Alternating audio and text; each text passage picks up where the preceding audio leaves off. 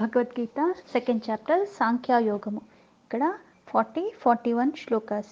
ఎప్పుడైతే బుద్ధి అంటే జ్ఞానయోగం దగ్గర నుంచి మళ్ళీ కర్మయోగానికి చెప్తూ, కర్మయోగాన్ని ఆచరించేటప్పుడు కూడా ఫలితాన్ని ఆశించకుండా చేసినప్పుడు దానివల్ల నీ కర్మను ఆచరిస్తున్నావు, కానీ సమభావంతో రిజల్ట్ ఏదైనా సరే దాని ప్రతిఫల రూపంలో ఏదున్నా సరే దాన్ని కాంక్షతో కాకుండా, దాని మీద కోరికతో కాకుండా నీ కర్మను నువ్వు చేసినప్పుడు నీకు పాపాలు కూడా అంటవు అని చెప్పి మళ్ళీ కర్మయోగం కూడా ఎలా ఉంటుంది అని దాని గురించి వివరిస్తూ ఇక్కడ ఈ శ్లోకాన్ని మళ్ళీ చెప్తున్నారు.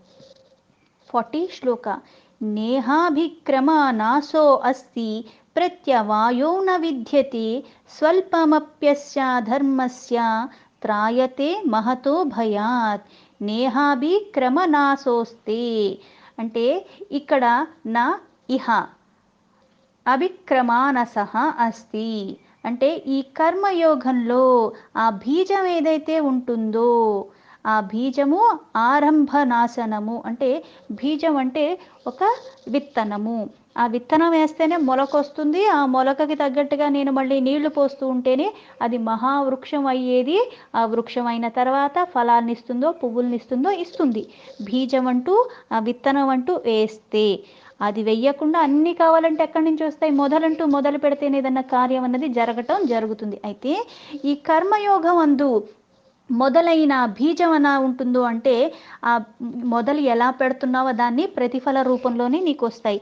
ఏ కర్మకి చేస్తే అదే ఫలితం నీకు ఎలా వస్తుందో కర్మయోగంలో కూడా ఆ కర్మల్ని ఎలా చేస్తున్నావు, దాన్ని మొదలుపెట్టేపుట్టు ఏ భావనతో చేస్తున్నావు, పైగా దీనికి మళ్ళీ అంటే అది మొదలు పెట్టేటప్పుడే ఎప్పుడైతే నువ్వు సుఖం వస్తుందో, దుఃఖం వస్తుందో, లాభం వస్తుందో, నష్టం వస్తుందో, జయం వస్తుందో, అపజయం వస్తుందో ఇవన్నీ పక్కన పెట్టేసి నీ కర్మను నీవు చేసే ధర్మాన్ని నువ్వు శ్రద్ధాభక్తితో నమ్మకంతో, పైగా నా ధర్మము నేను చెయ్యటమే, ధర్మాన్ని పట్టుకుని నేను ఎప్పుడైతే అంటే చెయ్యవలసిన కరెక్ట్ విధానంలో ఏదైతే నాకు కాదు కదా ఎవ్వరికీ హాని చెయ్యకుండా నా జీవనాన్ని కానీ నా వృత్తిని కానీ దేన్నైనా సరే ఆ కర్మ అంటే ఒక పని, ఆ పని చేసేటప్పుడు ఎలా అయితే ఇటువంటి భావనలతో నేను మొదలు పెడుతున్నానో ఏమవుతుంది?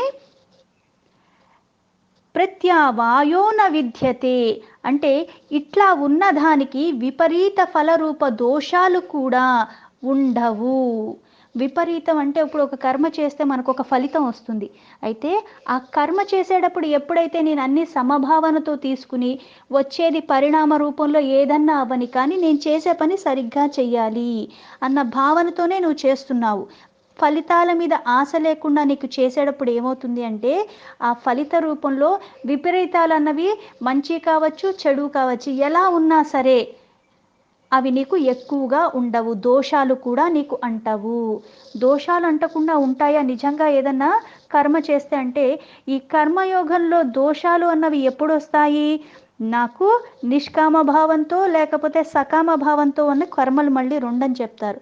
నిష్కామ భావంతో అంటే మనకి ఏ కోరిక లేకుండా కర్మ చేస్తున్నాం, కానీ దీని ప్రతిఫలాలు ఆశించి ఇది చేస్తే అదవుతుందేమో, అది కావాలంటే ఇలా ఎన్నో లెక్కలేసుకుని ఇట్లా కాకుండా చేయాల్సిన పని మీద అవగాహన ఉండాలి, చేసేదాని మీద శ్రద్ధ ఉండాలి. అలా చేసినప్పుడు ఏమవుతుందంటే విపరీతాల రూపాల్లో అంటే దోషాలు చేసినప్పటికీ కూడా నీ మనసులో ఎటువంటి భావన లేకుండా, కోరికలు లేకుండా, ఎటువంటి వికారాలు లేకుండా శుద్ధత్వంతో చేస్తున్నావు కాబట్టి ఆ దోషాలు కూడా నీకేమీ హాని చెయ్యవు. ఎలా అయితే పాపాలు అంటట్లేదో దోషమే కూడా నీకు అంటదు. అది దోషాలు తెలియక చేసినా సరే నీకు అది అంటదు. ఎందుకంటే నీ భావన అన్నది అక్కడ శుద్ధత్వంతో నిండిపోయి ఉన్నది కాబట్టి. అందుకే స్వల్పమప్యస్య ధర్మస్య ఇటువంటి భావనతో ఎప్పుడైతే నువ్వు కర్మ రూపంలో ఆ కర్మను చేస్తున్నావో, స్వల్పము అంటే తక్కువగా, స్వల్పం అపి అన్నది అస్య అంటే ఈ స్వల్పంగా ఏ కొంచెం సాధనైనా సరే ఇటువంటి భావనతో నువ్వు చేసినప్పుడు ఆ కర్మ రూపంలో ఆ ధర్మం యొక్క ఫలితం ఎలా ఉంటుంది? త్రాయతే మహతో భయాత్. త్రాయతే అంటే అదే నిన్ను కాపాడుతుంది. అంటే ధర్మో రక్షిత అంటారు. నువ్వు ధర్మాన్ని రక్షిస్తే ఆ ధర్మమే నిన్ను రక్షిస్తుంది. తెలిసి కానీ తెలియక కానీ నా వల్ల ఒకరికి మంచి జరిగింది అంటే నాకు వెంటనే దానివల్ల నాకేం ఉపయోగం జరగకపోవచ్చు, కానీ దాని ప్రతిఫల రూపంలో నాకు ఎప్పటికైనా నాకు కాకపోవచ్చు, నా పిల్లలకి, వాళ్ళకి ఏదో ఒక రూపంలో అదే వాళ్ళకి రక్షణగా నిలబడుతుంది. ధర్మాన్ని నేను రక్షించి, నాకు కష్టం ఉంటే ఒకలాగా, నాకు అన్నీ సుఖాలుగా ఉన్నప్పుడు ఒకలాగా కాకుండా, నేను ఎటువంటి పరిస్థితుల్లో ఉన్నా సరే ధర్మబద్ధంగా నడుచుకోవటము. దానికి నేను కట్టుబడి ఉన్నప్పుడు ఏమవుతుంది, ఏదో ఒక రూపంలో, ఎందుకంటే నా వల్ల తెలిసి గాని, తెలియకుండా కానీ ఎవ్వరికీ హాని జరగకుండా నేనున్నప్పుడు, ఏదో ఒక రూపంలో నాకు హాని జరిగేటప్పుడు కూడా ఆ ఉపద్రవాల నుంచి గాని, కష్ట నష్టాల నుంచి గాని, దుఃఖాల నుంచి కూడా తీసివేసే మార్గం రూపంలో కూడా నాకేదొకటి ఆ సమయానికి నాకు అందుతుంది. పోనీ అందకపోయినా పర్వాలేదు, నా వల్ల ఒక్కళ్ళకైతే హాని జరగట్లేదు అన్న తృప్తి చాలు మనకి. అందుకే ఇక్కడ యథాతథంగా మీనింగ్ తీసుకుంటే, నేహాభిక్రమ నాశో అస్తి ప్రత్యవాయో న విద్యతే స్వల్పమప్యస్య ధర్మస్య త్రాయతే మహతో భయాత్. ఈ నిష్కామ కర్మయోగాన్ని ఎవరైతే ఇలా మొదలు పెడుతున్నారో దీనికి ఎప్పటికీ కూడా బీజనాశనము ఉండదు. అంటే నువ్వు కర్మ అయితే చేస్తున్నావు కానీ నీకు ఎటువంటి నాశనము ఉండదు. నీ కర్మకి ఫలితం రూపంలో ఏదొచ్చినా నీకేమీ హాని జరగదు. పైగా విపరీత ఫలితాలంటే ఏమన్నా దోషాలు ఉన్నప్పటికీ కూడా ఆ దోషాలు నిన్నేమీ చెయ్యవు. నిష్కామ భావనతో, అంటే కోరిక లేకుండా చెయ్యాలి. అలా కొంచెం అంటే విపరీతంగా కోరికలు పెట్టుకుని నేను ఇంత చేశాను అనేదానికన్నా, కోరిక లేకుండా అన్ని సమభావంతో తీసుకుని నేను కొద్దిగా సాధన, పైగా ఇక్కడ సాధన అంటే ఏంటి, సాధన అంటే కొన్ని అభ్యాసాలు. అవి ఎలా అంటే, ఇప్పుడు పొద్దున్నే నాకు లెగటం అలవాటు, చిన్న చిన్నవి చెప్తున్నాను అంతే, అంతేగాని ఇది చేస్తే సరిపోతుందా అనుకోవద్దు మనం. పొద్దున్నే లెగిచే అలవాటు చేసుకున్నాను. మరి పొద్దున్నే అంటే అందరికీ 7, 8 పొద్దున్న అని అంటారు. అలా కాకుండా సూర్యోదయానికి పూర్వము. సూర్యోదయం ఎప్పుడు ఒకేసారి అవుతుందా? అవ్వదు. అందుకు నేనేం చేస్తాను, సూర్యోదయం ఎప్పుడు ఒక పూటకు అవ్వదు కాబట్టి, ఎప్పుడు ఒకేలాగా ఉండదు కాబట్టి 4:30, 5కి లెగాలి. రోజు అదే సమయానికి నేను లెగుద్దాం. సూర్యోదయం కనీసం 5కైనా, పోనీ 5:30కైనా, 6కైనా పర్వాలేదు, ముందే లెగుస్తున్నాను. మెల్లగా 5కంటూ లెగటం అలవాటైతే ఎన్ని రోజులు చేస్తే అలవాటవుతుంది? తక్కువలో తక్కువ 21 రోజులన్నా నేను లెగటం అలవాటు చేసుకుంటే, అలారం పెట్టినా పెట్టకపోయినా ఆ సమయానికి నేను లెగగలుగుతాను. మెల్లగా పర్వాలేదు, దీనికి నేను అలవాటు పడ్డాను, ఇంకా 4:30కి లెగచ్చా, నా శరీరం దానికి సహకరిస్తుందా అంటే, 5కి లెగిసింది ఒక అరగంట ముందు కాబట్టి పర్వాలేదు. దీనికి మళ్ళీ కొన్ని రోజులు అలా అభ్యాస రూపంలో ప్రయత్నం చేస్తూ ఉంటే అది కూడా నాకు అలవాటవుతుంది. అది సాధన. అంటే కొన్ని నువ్వు నెరవేర్చుకోవాలంటే కొన్ని అభ్యాసం, అంటే ప్రాక్టీస్ రూపంలో కొన్ని రోజులు చేయాల్సి వస్తుంది, కొన్ని నెలలు ఆచరించాల్సి వస్తుంది. పైగా అది మళ్ళీ సాధకుడు బట్టి కూడా ఉంటుంది. అంటే ఎవరైతే అవి ఆచరిస్తున్నారో, కొంతమందికి నెలలో రావచ్చు, కొంతమందికి వారానికే రావచ్చు. అది మళ్ళీ పూర్వజన్మ సుకృతము, పాపపుణ్యాల ఫలితాల రూపంలో మనం ఏవైతే ఇప్పుడు ఆచరిస్తున్నామో, దీనికి పూర్వం కూడా ఎన్నో జన్మల్లో ఏవైతే వాసనలు కూడబెట్టుకున్నామో దాని ప్రభావం మన మీద ఉంటుంది. అందుకని ఈ సాధన చేసిన వాళ్ళు కొద్దిగా సరే ఈ సాధన రూపంలో ఈ కర్మయోగాన్ని నిష్కామ భావంతో ఎవరైతే చేస్తారో, జన్మ మృత్యు రూప మహాభయాల నుంచి వాళ్ళు కాపాడబడతారు. ఏంటి జన్మ మృత్యు భయాలు అంటే, నిజంగా జన్మ మృత్యు భయాలు అంటే మనకు అసలు చచ్చిపోవా, భయాలు లేవా, భయాలు మొత్తానికి తీసేస్తా అంటే, బ్రతికున్నా సంతోషమే, మరణించినా సంతోషమే. భయపడాల్సిన అవసరం, నేను భయపడ్డానని లేకపోతే దీనికి ఏదో ఇది ఉందండి, ఈ మార్గంలో అయితే మీరు ఇంకా మరణించారంటే గుడ్డిగా నమ్మేసి నేను అన్నీ ఆచరించడానికి సిద్ధపడిపోతాను, కానీ నిజంగా మరణాన్ని ఆపగలిగే వాళ్ళు ఉన్నామా? బ్రతికినన్ని రోజులు మంచం మీద పడి 10 మందితో సేవలు చేయించుకుని 10 మందితో తిట్టించుకుని నేను ఆ బ్రతుకు బతికేదానికన్నా, బ్రతికినన్ని రోజులు నా కర్మలు నా పనులు నేను చేసుకుంటూ నా వల్ల ఒక్కరికో లేదా ఇద్దరికో ఉపయోగపడేలాగా నేనుండి ఈ శరీరాన్ని కొంచెం తొందరగా వదిలేసిన ఏమన్నా నష్టం ఉందా? ఎంతను అనుభవించేస్తాను, ఎన్ని నా కోరికలు తీరిపోతాయా అంటే లేదు. మన కోరికలన్న రోజు పుడుతూనే ఉంటాయి కొత్త కోరికలు. ఇది అయిపోతే పర్వాలేదు, అయిపోయిందంటే కుదరదు, కొత్త కోరికలు వస్తాయి. కోరికలకి అలవాటు పడ్డవాడికి ఏమవుతుందంటే ఒక కొత్త కోరిక అన్నది ఇది తీరకముందే కూడా వచ్చి రెడీగా కూర్చుని ఉంటుంది. కానీ ఇక్కడ చెప్పిన దానికి, ఎప్పుడైతే నువ్వు చేసే కర్మను మొదలు పెట్టేటప్పుడే ఇటువంటి భావనతో, నిష్కామ భావనతో నువ్వు మొదలు పెడుతున్నావో, ఆ బీజం అట్లా నీకు అలవాటు పడిపోయి సాధన ద్వారా నువ్వు అలా చేసినప్పుడు నువ్వు దేనికి, జన్మ మృత్యు రూపంలో ఉన్న ఈ మహాభయాల గురించి దేని గురించి భయపడక్కర్లేదు. పైగా నువ్వు చేసే కర్మకి ప్రతిఫల రూపంలో విపరీతాలు జరిగినా సరే అవి పెద్ద నీకేమీ దోషాలు అంటవు. ప్రతిదీ కూడా ఇప్పుడు పొలంలో వేసిన గింజల్ని కూడా రక్షణగా, అంటే ఈ శరీరమే ఒక క్షేత్రంలాగా తీసుకుంటే నాకు ఎటువంటి ఆలోచనలు వస్తున్నాయి, నా ఇంద్రియాలు ఎలా ఉన్నాయి, నష్టం వచ్చినా ఏదొచ్చినా సరే ఈ సాధన మీద దాని ప్రభావం పడకుండా, పైగా నేను సాధన మొదలుపెట్టేటప్పుడు ఒక సరైన మార్గంలో మొదలుపెట్టినప్పుడు ఆ అలవాట్లు అన్నవి నాకు బాగుంటాయి. అంటే ఇప్పుడు సాధన అన్నది బీజం అన్నారు కదా, అంటే ఇప్పుడు నాకు మనకి 40లో 50లో వచ్చి ఉంటాయి. ఆ వచ్చినప్పుడు ఇప్పుడు దాకా కొన్ని పనులకి కొన్ని అలవాట్లకి అలవాటు పడిపోయి ఉన్నాను. మరి ఇప్పుడు మారమంటే మారతానా అంటే, మార్పు అన్నది నీకు సంకల్పంలో వచ్చి దానికి నిజంగా నువ్వు దృఢంగా నమ్మకంతో ఇది నిజంగా నాకు మార్పు వచ్చిందంటే నేను ఇది మార్చుకోగలిగితే నేను ఇంకా వృద్ధిలోకి వెళ్ళగలను, నా వల్ల నలుగురికి ఉపయోగపడటం అవ్వినా అవ్వకపోయినా కనీసం ఇప్పుడు దాకా చేసిన పొరపాట్లు మళ్ళీ చెయ్యకుండా నన్ను నేను కంట్రోల్ చేసుకునే స్థితికి వస్తాను. దీనివల్ల నష్టాలు ఇప్పుడు దాకా జరిగిన వాటితో పోలిస్తే కనీసం ఇప్పుడు నుంచి ఇంకా నష్టం చేసుకోకుండా అన్న నన్ను నేను వారించుకోగలుగుతున్నాను. అందుకని ఏదన్నా మొదలు పెట్టేటప్పుడు ఎప్పుడైతే కర్మ సాధన అన్నది మనకి నిజంగా సరైన మార్గంలో మనం సాధన చేసి ఉంటే ఆ పనిని కొంతమంది కొన్ని నెరవేర్చుకున్నారు అంటే భలే నెరవేర్చుకున్నారా, భలే సాధించారా అంటే ఈరోజు అనుకుని రేపు సాధించారా, లేదు వాళ్ళు కూడా కొన్ని నెలలు కొన్ని సంవత్సరాల కృషి ద్వారానే దాన్ని సాధించారు. అందుకని సాధకుడు ఎవరైతే నిష్కామ భావనతో, అంటే మనం చేసే కర్మ మీద రాగము లేకుండా, అంటే కోరిక లేకుండా, ఏదైతే అది అవని పర్వాలేదు కానీ నేను చేసే దాంట్లో లోపాలు లేకూడదు, అది నిష్కామ. సకామ అంటే కోరికతో చేసినప్పుడు ఏమవుతుంది అంటే మన స్వార్థం కొద్దే మనం చేస్తాం తప్పితే మనం ఇంకొకళ్ళకి నిజంగా మంచి చేద్దాం అన్న ఉద్దేశం రాదు. ఎందుకంటే నాకు కోరిక ఉంది. అందుకే మొదట్లో ఏమవుతుందంటే కోరికతో చేసినా పర్వాలేదు కానీ ఇటువంటి భావనతో, పైగా కోరిక కూడా మళ్ళీ ధర్మబద్ధంగా అంటారు. మెల్లమెల్లగా ఏమవుతుంది, చెయ్యగా కోరిక అన్నదే లేకుండా అన్న స్థితికి నువ్వు చెయ్యటం అంటూ మొదలు పెడితే మంచి ఫలితాలే ఇస్తాయి మంచిగా ఆలోచించినప్పుడు. కానీ ఫలితం మీద ఇష్టం లేకుండా అంటే అక్కడ ఫలించినా లేకపోతే ఎటువంటి ఫలితం నాకు వచ్చినా సరే ప్రతిఫల రూపంలో నాకు అసలు అటువంటి ఉద్దేశాలే లేకుండా నా కర్మను నేను శ్రద్ధగా చేస్తాను.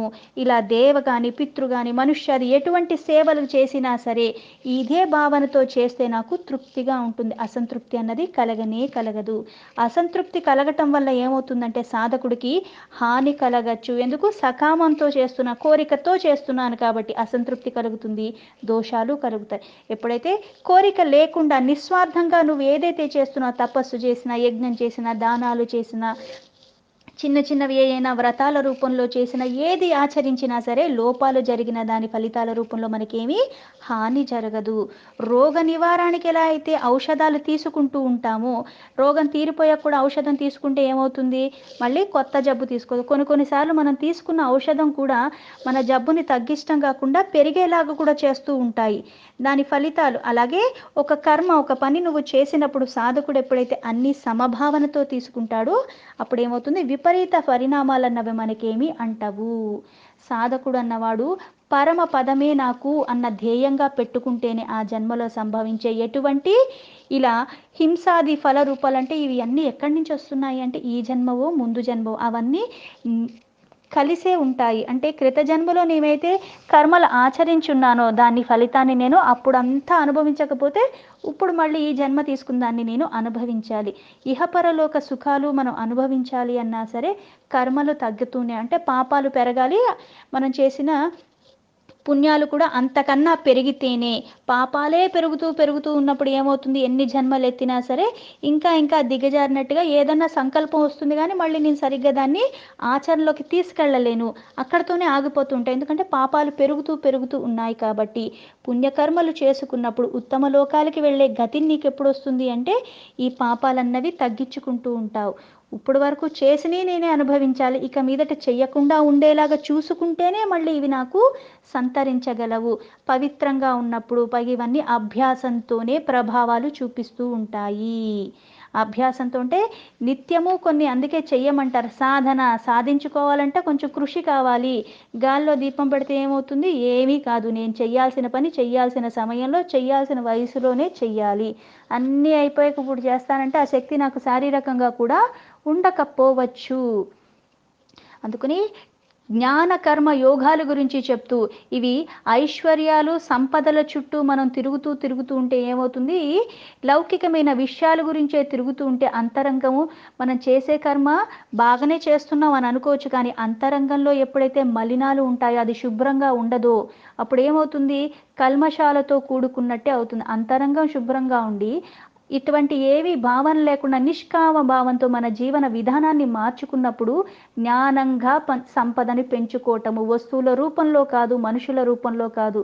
వస్తువు రూపంలో ఏదైతే ఉంటుందో అప్పుడు ఏమవుతుంది, మనకి దాని మీద ఇంకా తపన పెరిగిపోతుంది కాబట్టి మనశ్శాంతి మనకి ఉండదు. ఆ మనశ్శాంతి ఎప్పుడు వస్తుంది, జ్ఞానం వచ్చి అజ్ఞానం తొలగినప్పుడే.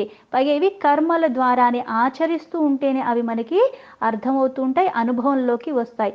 అర్జునుడు ఎప్పుడైతే ఈ అశాంతితో ఉన్నాడంటే ఏది తీసుకోవాలో నిర్ణయం అన్నది తీసుకోలేకపోతుంటే తీసుకోవాల్సిన నిర్ణయాన్ని చెప్పి నీ కర్మను నువ్వు ఆచరించు, పైగా ఎటువంటి భావనతో యుద్ధం చెయ్యాలి, పైగా ఈ కర్మయోగం అన్నదేంటి, ఆ సిద్ధాంతం అన్నదేంటి అంటే ఫలితాన్ని ఆశించకుండా నిష్కామ భావనతో నువ్వు చేసినప్పుడు దానికి విపరీతమైన ఫలితాలు వచ్చినా సరే ఆ దోషాలు నీకేవి, ముందు చెప్పాడు పాపాలు అంటావని, ఇప్పుడు దోషాలు కూడా అంటావు, పైగా మానసికంగా చాలా ప్రశాంతంగా ఉంటావు. నిత్యము నిరంతరము దుఃఖాలతో బాధపడే వాళ్ళు ఎలా ఉంటారు, అవి కూడా ఎక్కడి నుంచి వస్తున్నాయి, నిత్యము సుఖాలతో సంపదలతో ఉంటున్నారా ఎవరైనా అంటే ఎవరు ఉండలేరు.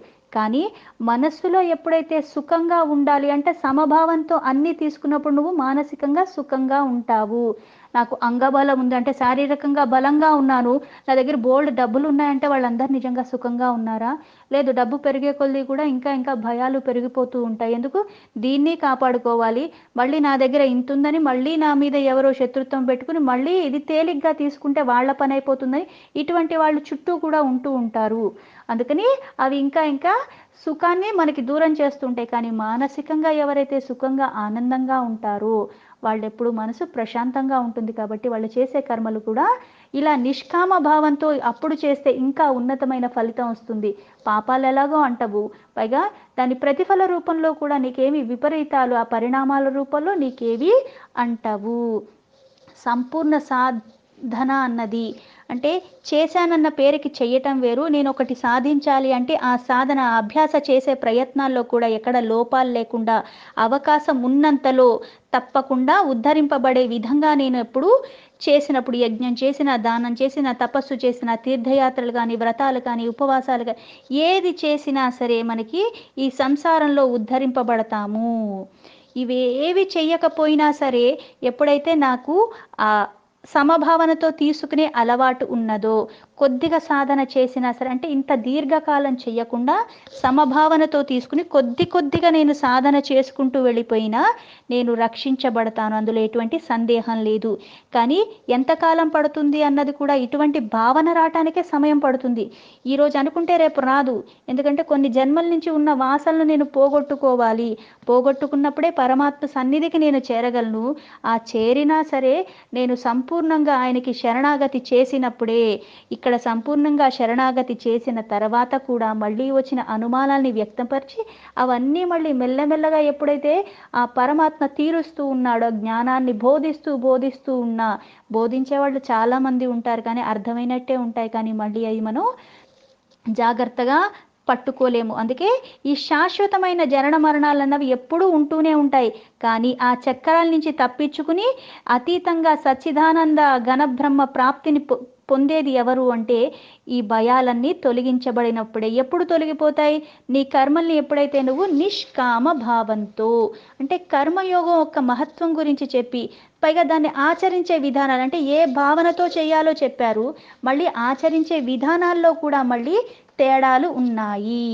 నిశ్చయంగా అంటే ఇది అన్నది నువ్వు దాని మీదే ఫోకస్డ్గా స్థిరమైన బుద్ధితో చంచలత్వాలకి లోనవ్వకుండా ఇప్పుడు ఇది చేస్తానని మళ్ళీ 2 నెలలకి 2 రోజులకి ఇంకొకటి అన్నట్టుగా కాకుండా చేసే దాని మీద ధ్యాస, అలా ఉన్నప్పుడే దాని ఫలితాలు అన్నవి మనకి ఎక్కువగా వస్తూ ఉంటాయి. అందుకే ఇక్కడ 41 శ్లోక మళ్ళీ ఇలా చెప్తున్నారు, వ్యవసాయాత్మిక బుద్ధి ఏకేహ కురునందన బహుశాఖా హ్యాన్యంతాశ్చ బుద్ధయో అవ్యవసాయన. వ్యవసాయాత్మిక అంటే నిశ్చయ ఆత్మకమైన, అంటే నిశ్చయం, ఒక నిర్ణయాన్ని నువ్వు తీసుకుని అప్పుడు బుద్ధి. ఆ బుద్ధి అన్నది ఎలా ఉంటుంది? నిర్ణయాలు తీసుకోకపోతే ఎలా? అంటే నేను నా ప్రయాణం ఇక్కడికి వెళ్ళాలన్నప్పుడు నేను ఆ డైరెక్షన్‌లో వెళితేనే అక్కడికి వెళ్తాను. ఇక్కడే కూర్చుంటాను. స్టీరింగ్ ఇక్కడిక్కడే గోల్ గోల్ గోల్ తిప్పుతూ ఉంటే చక్రాలు తిరుగుతున్నాయి, కారు స్టార్ట్ అయింది అనుకుంటే నేను వెళ్ళగలనా? వెళ్ళలేను. అంటే ఎక్కడికి వెళ్ళాలో, ఎలా వెళ్ళాలో అన్నది రూట్ ఎలా అయితే మనం ముందే చేసుకుని ఉంటామో అలా నీ బుద్ధి అన్నది ఏ కర్మని చేస్తున్నావు, ఎలా చేస్తున్నావు అని దాని మీద ఎప్పుడైతే నిశ్చయాన్ని తీసుకుని దానికి నువ్వు తగ్గట్టుగా నీ బుద్ధిని కూడా అన్నీ ఒకే పని మనస వాచ కర్మణ ఇలా చేసినప్పుడు ఆ బుద్ధి అన్నది ఏకేహ ఒకటిగా ఉండును. అంటే విడివిడిగా కాకుండా మనసిక్కడ మనిషక్కడ అన్నట్టు కాకుండా మానసికంగా, శారీరకంగా, వాక్కుతో కూడా అన్ని బుద్ధి కూడా దాని మీదే ఉన్నప్పుడు అన్నీ కలిపి ఒక్కదాని మీదే ధ్యాసతో ఉన్నప్పుడు ఆ పని ఎలా అవుతుంది? కురునందన అంటే కురు వంశానికి చెందిన ఓ అర్జున ఇలా చేసినప్పుడు బహుశాఖ, శాఖలు అంటే బ్రాంచెస్ అనమాట. అంటే ఎన్నో భేదాలతో ఎన్నో రకాల భేదాలు ఉంటాయి. హన్యతాశ్చ పైగా ఈ భేదాలన్నవి కూడా ఎలా ఉన్నాయి అంటే బహుశాఖలుగా అంటే ఇప్పుడు ఒక చెట్టే ఉంది, చెట్టుకి బోల్డ్ కొమ్మలు ఉంటాయి, ఇన్నే ఉండవు. ప్రతి చెట్టు అదే చెట్టు అయినప్పుడు కూడా అన్నే ఉంటాయా అంటే ఉండవు. పైగా కర్మలు చేసేవాడి బట్టి కూడా ఆ కర్మ చేసే విధానాన్ని బట్టి భావన బట్టి కూడా మార్పులు చేర్పులు ఉంటూనే ఉంటాయి. అందుకని ఇక్కడ మళ్ళీ హన్యతాశ్చ బుద్ధులు కూడా ఏమవుతాయి? అంతులేని కోరికలుగా ఉంటాయి. అంటే కర్మదే కానీ భేదాలు ఎప్పుడొస్తుంటాయి? భావనలు బట్టి భేదాలు మారిపోతూ ఉంటాయి. ఆ భేదాలు కలిగిన చంచలత్వానికి లోనయ్యే కొలది ఏమైపోతుంది? మార్పులు చేర్పులు వచ్చేస్తూ ఉంటాయి. పైగా ఎలా వస్తాయి? అంతులేని కోరికలకి నిజంగా అంతే లేదు. ఇన్నే ఉండాలి, దీనికి ఇంతే కోరిక వస్తుందని ఎలా కుదురుతుంది? నాకే ఇప్పుడున్న కోరిక రేపు ఉండకపోవచ్చు, రేపు ఇంకో కొత్త కోరిక ఇంకా తీవ్రంగా కూడా ఉండొచ్చు. ఎంత ఉండాలి, ఇంతే తీవ్రంగా ఉండాలని ఎక్కడ చెప్పటానికి వీలు లేదు. పైగా తీవ్రత ఎప్పుడు తగ్గుతుంది మాత్రం ఎప్పుడు ఒకే విధంగా చెప్తారు. ఎక్కడ చెప్పిన ఏమని? నీ మనస్సు, నీ బుద్ధి, నీ ఇంద్రియాలు ఎప్పుడైతే నీ వశంలో ఉన్నాయో, ఇవన్నీ కూడా ఒకటై ఉన్నాయో, చేసేదాని మీద ఇలా అన్నీ కలుపుకుని ఎప్పుడైతే ధ్యాస అన్నది దాని మీద పెడతావో అది నీకు ఉన్నతమైన ఫలితాలను ఇస్తుంది. అందుకే హన్యతాశ్చ ఇలా అంతులేని కోరికలుగా ఉండకుండా బుద్ధయో అవ్యవసాయకం ఆ బుద్ధులన్నీ ఎలా ఉంటాయి? స్థిర బుద్ధి లేని వాడికి వివేకహీనులయ్యి సకామ మనుష్యులకు ఇవన్నీ సాయపడుతున్నట్టుగా. అంటే ఇంద్రియాలు, మనస్సు, బుద్ధి ఏ కర్మ చేసినా సరే ఇవి ధర్మాన్ని పట్టుకుని అవి మన వశంలో ఉంటే ఒకలాగుంటాం, అది అధర్మాన్ని పట్టుకుని వాటి వశంలో మనం వెళ్ళిపోయినప్పుడు ఒకలాగుంటాం. ఇంద్రియాలకి వశం అయిపోవటం ఏంటి? అది ఏమన్నా నిజంగా పలానా వాళ్ళ అండర్లో మనం ఉన్నాము, లేకపోతే వాళ్ళ కంట్రోల్లో మనం ఉన్నాము అంటే ఉన్నాము. ఎలా? నా నోటికి రుచి బాగుంది, నాకు బాగా ఇష్టం, నాకు కొన్ని కొన్ని పదార్థాలు అంటే ఆ సమయానికి అది ఇవ్వకపోతే నాకు కోపం వచ్చేస్తూ ఉంటుంది, నాకు రోజు అది పెట్టాల్సిందే, పైగా ఆ సమయానికి నాకు అడిగినప్పుడు ఇవ్వకపోతే నాకు కోపం వస్తుంది, ఆ కోపంలో నేను ఏదన్నా చెయ్యగలను, దానికి నేను వశమైపోతూ ఉన్నాను. ఆకలేసినప్పుడు తినాలి, తప్పులేదు, కానీ ఇది ఉంటే కానీ నేను తినను, నాకు ఇప్పుడు ఇదే కావాలి, ఎక్కడున్నా ఎలా ఉన్నా ఎవరింట్లో ఉన్నా నాకు ఇదే కావాలి అని మంకుపట్టి కూర్చుంటే ఎలా ఉంటుంది? సో ఇలానే ఇంద్రియాలన్నవి ఏంటి అంటే ఇంద్రియాలన్నవి లౌకికంగా ఈ శరీరాన్ని నిలుపుకోవటానికి ఎంత వాడాలో అంతా వాడుకోవాలి, తప్పులేదు. కానీ వాటి వశంలో నువ్వు వెళ్ళిపోయి నీ మీద నీకే ఆ కంట్రోల్ లేకుండా వాటి వశమైనప్పుడు ఇలాంటి చంచలత్వం పెరిగిపోయినప్పుడు ఏమవుతుంది? వివేకన తగ్గిపోతుంది. అప్పుడు జ్ఞానం అన్నది మనకి శూన్యమైపోతుంది, అజ్ఞానం పెరిగిపోతూ ఉంటుంది, మూర్ఖత్వం పెరిగిపోతూ ఉంటుంది. ఏదన్నా చేయటానికి వెనకాడకుండా ఎందుకు చేస్తున్నావు అన్న విచక్షణ లేకుండా చేసేస్తూనే ఉంటాము. యథాతథంగా మీనింగ్ తీసుకుంటే వ్యవసాయాత్మిక బుద్ధి ఏకేహ కురునందన బహుశాఖా హ్యాన్యంతాశ్చ బుద్ధయో అవ్యవసాయనం. అర్జున, నిష్కామ కర్మయోగంలో నిశ్చయమైన ఆత్మ అయిన బుద్ధితో ఒక్కటే ఉంటుంది. అలా చేస్తేనే భోగాల మీద ఆసక్తులైన వివేకహీనులు బుద్ధులు ఎలా అయితే చంచలంగా ఉంటాయి. అంటే నిష్కామ భావంతో కర్మయోగం చేసే వాళ్ళకి ఎలా ఉంటుంది అంటే అన్ని అంటే మనసా వాచా కర్మణ ఎక్కడ చూసినా ఒక్కదాని మీదే ఫోకస్ అయి ఉంటారు. కానీ అలా లేని వాళ్ళకి, భోగాల మీద ఆసక్తితో ఉన్నవాడికి, వివేకం లేని వాళ్ళ బుద్ధులు ఎలా ఉంటాయంటే చాలా చంచలత్వంగా ఉంటాయి. అందుకే బహుశాఖ ఒక దారి తెన్ను లేకుండా కోరికల వెంటే తిరుగుతూ ఉన్నట్టుగా పరుగులు తీస్తూ ఉంటారు. పైగా దానికి అంతము లేకుండా ఉంటారు. ఎందుకు? కోరికల వెనకాలే పరుగులు తీస్తున్నాను కాబట్టి. ఇలా తీస్తూ తీస్తూ ఏమవుతుంది? జన్మ తీసుకుంటున్నాను, మళ్ళీ పోతున్నాను, మళ్ళీ జన్మ తీసుకుంటున్నాను. ఇక్కడే భ్రమిస్తూ ఉంటాను. అంటే నేను నిజంగా కోరికలు లేకుండా ఉండగలిగితే నేను నిజంగా పైకెళ్ళిపోతానంటే లేదు. మళ్ళీ కొంచెం ఉన్నతంగా అంటే నా సాధన ఏదైతే ఈ జన్మలో చేసి వదిలేశానో నెక్స్ట్ జన్మ అది కాస్త ఉపయోగపడుతుంది. నేను ఇప్పుడు చేయక, క్రిత జన్మలో చేయక, దాని ముందు జన్మలో చేయక ఇలా తుంటరితనంతో ఉంటూ ఏది అవగాహన చేసుకోకుండా అడ్డదిడ్డంగా నా ఇంద్రియాలకి నేను బానిసైపోయి అసలు వివేకం అన్నది శూన్యమైపోయి నేను బ్రతికేసుకున్నప్పుడు జంతువుకి నాకు తేడా లేదు. మనుష్య జన్మ ఏదైతే వివేకంతో నేను ఉద్ధరింపబడేలాగా జన్మని తీసుకుని కూడా జంతువు కన్నా హీనంగా నేను బ్రతికేస్తూ ఉంటాను. నిష్కామయోగంతో ఎలా అయితే చంచలత్వాన్ని దూరం చేసుకోగలవో ఒక్కటిగానే ఉంటాయి. అంటే మానసికంగా, వాచికంగా, శారీరకంగా కూడా ఆ మనస్సు ఆ కర్మ మీదే ఉంటుంది. పైగా కోరిక మీద ఉండదు. కానీ కోరికలకి, భోగాలకి లోనైపోయిన వాళ్ళకి ఎలా ఉంటుంది? చంచలత్వం చాలా ఎక్కువగా ఉంటుంది. ఆ చంచలత్వం ఎక్కువైపోతే ఏమవుతుంది అంటే ఇంకా మనకి మన మీద కాదు కదా, ఎక్కడా లేని కోపం అన్నది అంతు లేకుండా ఉంటుంది. చెప్పినా వినే స్థితిలో ఉండాలి. చెప్పేవాళ్ళు లేరా అంటే చెప్పేవాళ్ళు చాలామందే ఉంటారు. కానీ వినే స్థితిలో నేను ఉండలు. కోరికలు చంచలత్వం అయిపోతే ఉన్నత శిఖరాలకి నేను చేరాలి అంటే కొన్ని నేను అలవాట్లు మార్చుకుంటూ ఉండాలి. బుద్ధి ఉన్న వాళ్ళందరూ ఆశయాలకి తగ్గట్టుగా ఎప్పుడైతే అడుగులు వేస్తూ ఉంటారో జీవితంలో కొన్ని వాళ్ళు సాధించగలరు. జీవితమే శాశ్వతం కాదు. కానీ క్షణికమైన వాటి గురించి ఆలోచిస్తూ వాటియే స్వర్గ సుఖాలు ఇస్తున్నాయి అనుకుని ఆలోచించే వాళ్ళు ఏమవుతారు అంటే శాశ్వతంగా వీటికే బానిసగా ఉండి మోక్షం అన్నది తర్వాత సంగతి, మన జన్మని సార్థకం చేసుకునే మార్గాన్ని కూడా అనుసరించకుండా అసలు జ్ఞానాన్ని పెంచుకునే వైపే కాకుండా ఇంకా ఇంకా అజ్ఞానంలో కూరుకుపోయినట్టుగా. బురదలో ఉన్నవాడు బురద నుంచి బయటకు వచ్చి నీళ్లు కడుక్కోవాలి. నేను నీళ్లు కడుక్కుంటున్నాను అనుకుని అక్కడే బురదలో కూర్చుని అక్కడే నీళ్లు పోసుకుని మళ్ళీ అదే బురదలో దొల్లినప్పుడు ఏమవుతుంది? బురదే ఉంటుంది. ఉన్న బురద చాలక మళ్ళీ ఒళ్ళంతా బురద చేసుకున్నట్టు చేసుకుంటాను. అజ్ఞానం అందరికీ ఉంటుంది. ఎంత జ్ఞానం వైపు వెళదాం అనుకున్నా సరే ఆ జ్ఞానం అన్నది ఎక్కడో ఒకక్కడ ఏదో ఒక మాయా రూపంలో మనకి తెలియకుండానే లౌకికమైన విషయాల్లో అన్నీ మనకి మంచిగానే కనిపిస్తూ ఉంటాయి. కానీ నువ్వు తీసుకున్న నిర్ణయాలు బట్టి ఆ నిశ్చయాత్మకమైన బుద్ధి ఎప్పుడైతే ఏకభావ స్థితి, ఆ బుద్ధి ఎప్పుడూ కూడా నిన్ను మార్పు తీసుకొస్తూ ఎలా చేస్తుంది? ఇంకా స్థిరంగా అందులో ఉంటూ నిన్ను ఇంకా స్థిరమైన బుద్ధితో జ్ఞానం వైపు పయనించేలాగా బహుశాఖలుగా ఉండి నీకు చంచలత్వాలు ఎలా అయితే పుట్టుకొస్తున్నాయో కోరికలు అనంతంగా ఉంటూ అవన్నీ తీసివేస్తూ నిన్ను ఉన్నతంగా ముందుకి అక్కడ కూడా మళ్ళీ బహుశాఖలుగానే ఉంటాయి. అంటే ఈ శాఖలు అన్నవి ఎప్పుడూ ఉంటాయి. మంచికి ఉంటాయి, చెడుకి ఉంటాయి. కానీ నేను దేన్ని పట్టుకున్నాను? ధర్మమా, అధర్మమా? నిశ్చయం మనది, బుద్ధి మనదే, శరీరము మనదే. కానీ ఇవన్నీ కూడా ఎలా? నేను ఉన్నతంగా వెళ్ళాలన్నా వెళ్ళకపోవాలన్నా ఈ శరీరమే ఆధారం. ఈ శరీరాన్ని ఎంత జాగ్రత్తగా కాపాడుకోవాలో జబ్బులు రాకుండా, మళ్ళీ దుర్వాసన రాకుండా. నా శరీరం నాకే వాసన వస్తే నేను దీంతో ఎలా ఉండగలను? అందుకని లోపల మనకుండే ఆలోచనలు కూడా ఇలా దుర్గుణాల పూరితంగా కాకుండా శుద్ధత్వానికి దగ్గరగా ఉన్నప్పుడు దాన్ని మనం ఇంకా ముందుకి తీసుకెళ్ళగలము. కర్మయోగాన్ని ఇలా అందరూ ఎలా చేయాలి అంటే నిశ్చయ ఆత్మకమైన బుద్ధితో ఇది చెయ్యాలి అనే నిర్ణయం తీసుకుని, సంకల్పం తీసుకుని, అన్ని సమభావనతో తీసుకుని అలా చేసినప్పుడు విపరీత పరిణామాలు రావు. అలాగే చంచలత్వానికి దూరంగా ఉండగలము. కానీ ఎప్పుడైతే సకామ బుద్ధుల గురించి, సకామ బుద్ధులు గల మనుష్యుల స్వభావం కూడా, ఆచార్య వ్యవహారాలు కూడా మనకి ఎలా ఉంటాయి అంటే కోరికతో చేసేవి కూడా కొన్ని ఉంటాయి. ఆ కోరిక మళ్ళీ ధర్మబద్ధంగా ఉంటే ఒకలాగా చేస్తావు.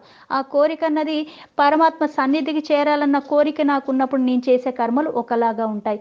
సన్నిధికి చేరటం అంటే గుడి ద్వారాలు తెరిచారన్నట్టుగా పరమాత్మ అక్కడ ఎదురుగా ఉండి రా నా దగ్గరకనేం పిలవడు.